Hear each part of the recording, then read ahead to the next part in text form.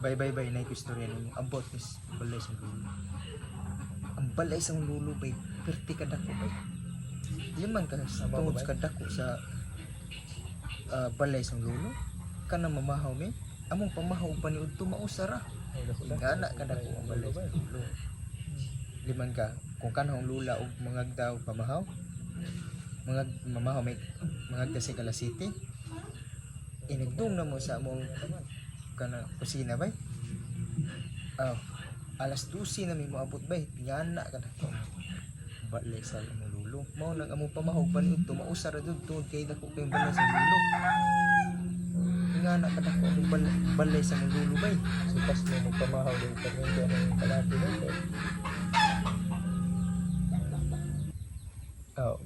kanang balay sa lulo bay gamay ra na gamay ra din una sa balay sa lulo bay ang balay sa lulo bay kinumdum ka tong SEA Games pag panahon ni Digong Kinumdum ka to tong SEA Games katong panahon ni Digong. dito to gihel sa balay sa lulo bay gihel.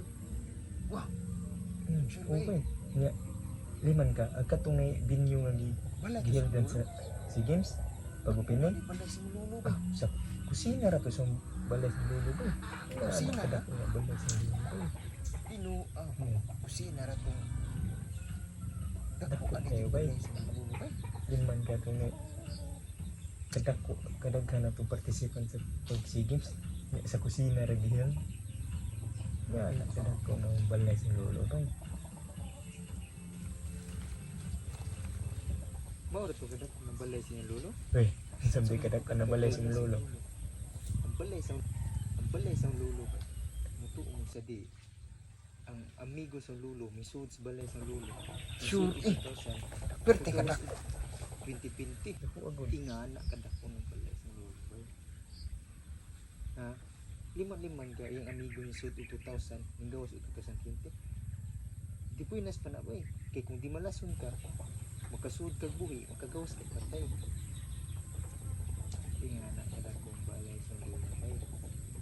Di malason ka, patay na siya nagawas. unsa ba na kadagko unsa na ng balay sa lulo de Bilibid.